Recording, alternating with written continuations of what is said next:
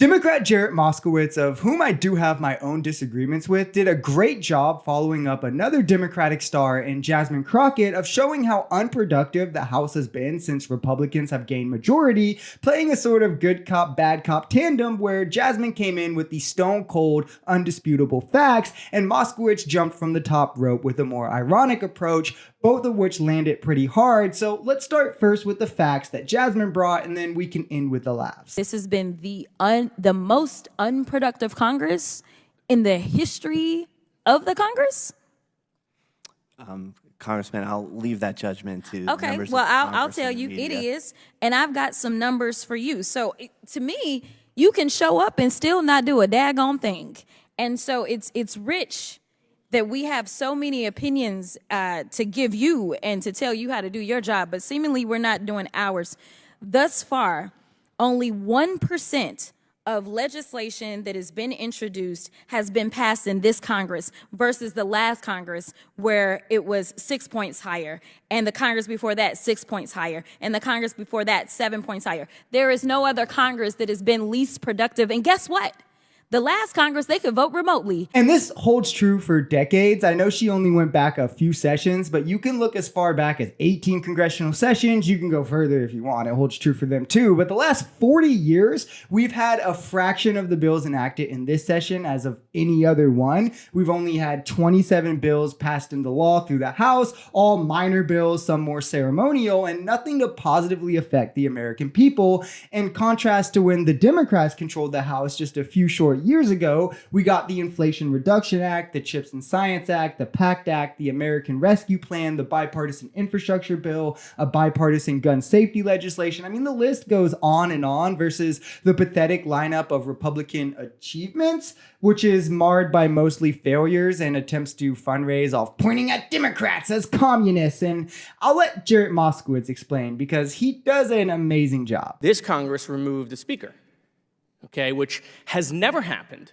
in the history of the Republic. That's clearly that's a big accomplishment in the 118th.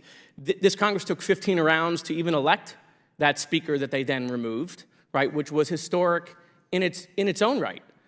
And then they removed a member of their own party. That hadn't happened in 20 years, so kudos to them. They've had a failed impeachment of a president. I don't think we've seen that happen in a really long time. This Congress did impeach a cabinet secretary, though, without meeting any constitutional threshold. We haven't seen that happen in 150 years. This Congress wants to hold Merrick Garland in contempt and then possibly arrest him. I don't think we've ever seen that in the history of the Republic. We've seen a failed motion to vacate to remove a second speaker. Again, history in the 118th. This House has worked on plenty. The problem is it's only to further their own selfish goals, and they've failed massively at it while that. And to preempt the MAGA comments I know are coming, Democrats successfully impeached Trump in the House. He was acquitted in the Republican-controlled Senate.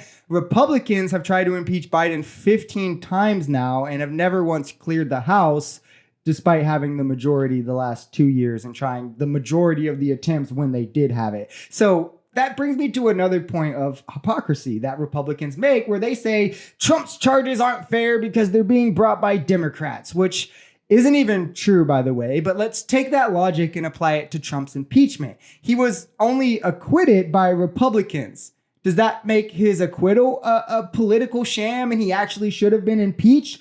Oh, it's only when it's things that aren't ideologically aligned with MAGA. Okay, I got it. That makes sense, doesn't it? This is the thin logic that these snowflakes have to try to apply to thee, but not to me, because it would shatter their worldviews if they did. Republicans cry about taxes, but they don't mind their representatives wasting their tax dollars on sham impeachments and vacating their own speaker. Republicans can't give up this nonsense either, not this year, because the election's coming. It's still months away, and the only thing they can run on is we're going to go after the Democrats. This time's going to be the time. We've been trying for 4 years. We can't ever even get the votes among ourselves. But trust me, if you donate $10 to my campaign right now, I will arrest a Democrat before 2025.